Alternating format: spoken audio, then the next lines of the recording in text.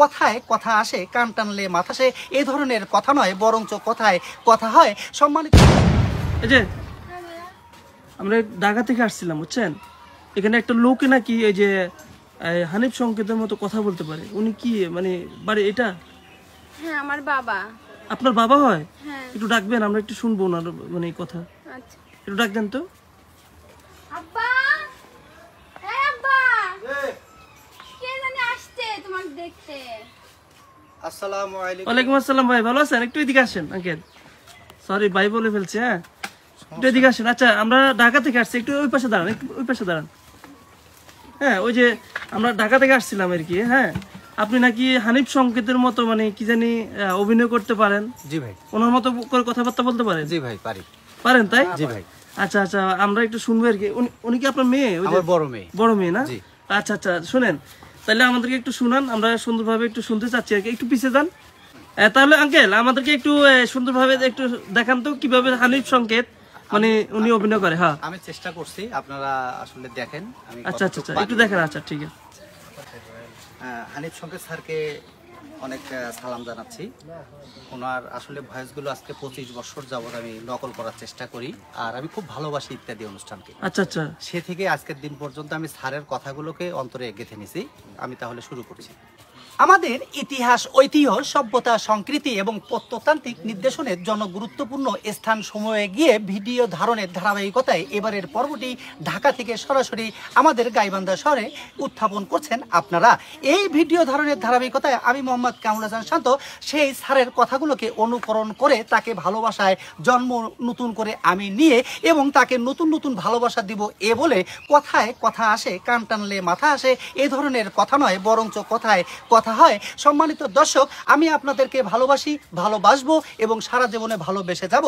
এই বাংলাদেশ আমাদের সোনার একটি দেশ। সোনার দেশে সোনার মানুষের বসবাস, আর এই বসবাসের মাঝে আজকের দুর্নীতির নতুন নতুন সাজে তাদের নানান রকম কথার ভয়েস একত্রিত করে তারা আজকে চলছে দুই গোত্র করে একখানে বসে তাদের এ ধরনের আলোচনা নয়, বরঞ্চ দেশ স্বাধীন হওয়ার পরে দেশ ভালো হয়, ভালো নয় বরঞ্চ চোরের খনি জন্ম হয়। সম্মানিত দর্শক, আমি জানিয়ে দিতে চাচ্ছি চোরের খনি নয়, যেন সোনার খনি হয়। লাস্ট ফিনিশিং এ বলতে চাই, আপনারা সবাই সাংবাদিক ভাই আমার কথাগুলোকে মনোযোগ সহকারে শুনবেন এবং সবাইকে বলার চেষ্টা করবেন। আমি মোহাম্মদ কামরুল হাসান শান্ত, বাড়ি আমার গাইবান্ধা ভিলেজ রোড কালীবাড়িতে। আমি চলে এসেছি আপনাদের ডাকে আজকে এই অনুষ্ঠানের মাঝে আপনাদেরকে ভালোবেসে এই কথাগুলোকে উপহার দিতে পেরে আমি নিজেকে ধন্য মনে করছি এবং সেই সঙ্গে আপনাদেরকে ধন্যবাদ জানিয়েই আমি আমার বক্তব্য শেষ করছি। ধন্যবাদ, ধন্যবাদ সকলকে। তালি হবে, তালি হবে, তালি হবে।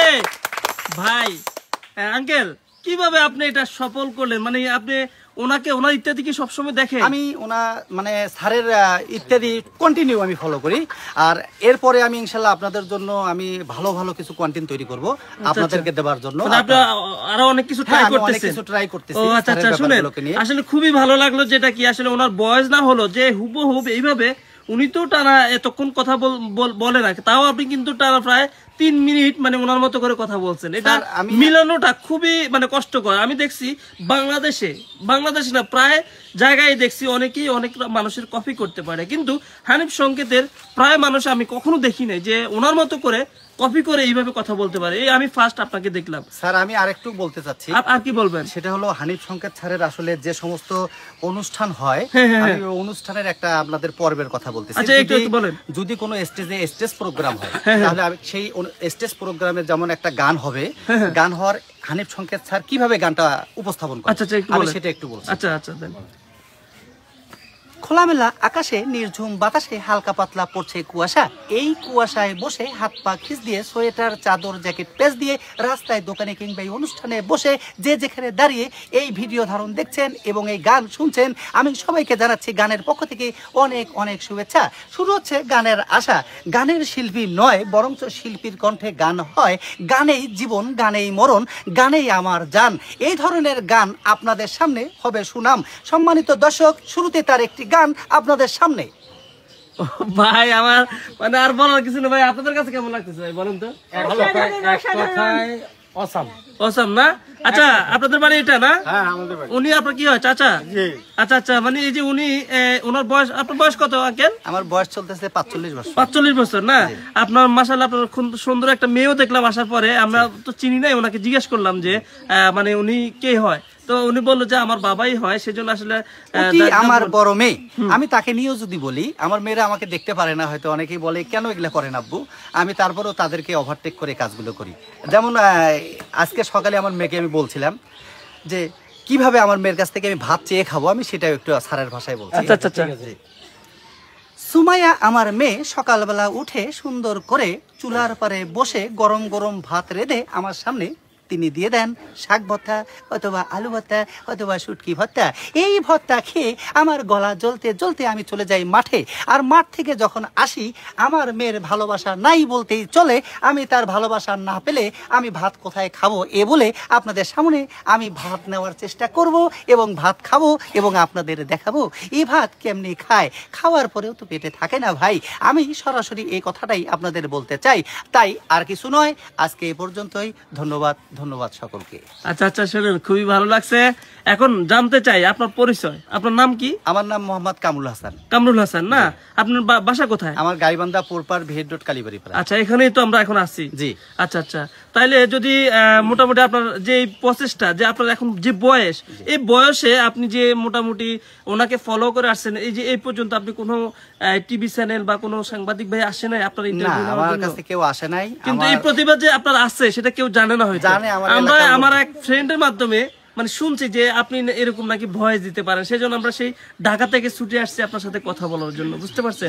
যাই হোক, ভালো থাকবেন। আর আমরা দোয়া করি ইনশাআল্লাহ আপনার চেষ্টা করলে অনেক দূর আগাতে পারবেন। হ্যাঁ, আর আমাদের এই ভিডিওটা ফেসবুক পেজে যাবে এবং ইউটিউব চ্যানেলে যাবে। সেখান থেকে যদি ভালো কোনো সাড়া পাই, আমরা ইনশাআল্লাহ আবারও আপনার কাছে আসবো। আমি আবার আরেকটি কথা বলতে চাচ্ছি, সেটা হলো 80টা প্রায় পশু পাখির ডাক আমি আপনাদের সামনে দিতে পারবো। 80টা পশু পাখির ডাক? 80টা পশু পাখি। সেটা পারবেন? আমি পারবো। আচ্ছা, সেটা আমরা পরে ভিডিওতে দিচ্ছি। ঠিক আছে, ভালো থাকেন। আমি আরেকটা ভিডিও শুনি, একটা শুনি অন্তত, একটা ডাক শুনি আপনার। আচ্ছা, তাহলে মানে পশু পাখির ডাকও দিতে পারেন? কয়টা? 80টা পারেন? জি। আচ্ছা, আপনাদেরকে দুই একটা শোনান আপনারা। দুই একটা শুনেন, আবার আমি নতুন করে আরেকটা ভিডিও দিব। যেমন বলছি, একটা বিড়াল কিভাবে ডাকে। দুই বিড়াল যেভাবে মারামারি করে কাটা নিয়ে।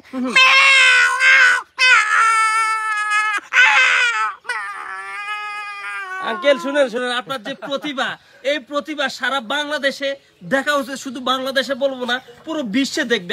আমি বলে রাখলাম, শুনেন, আপনার এই ফাঁকির ডাকগুলো আমি নিচ্ছি। 80টা বয়স পারেন না, আমি সবগুলো নিচ্ছি।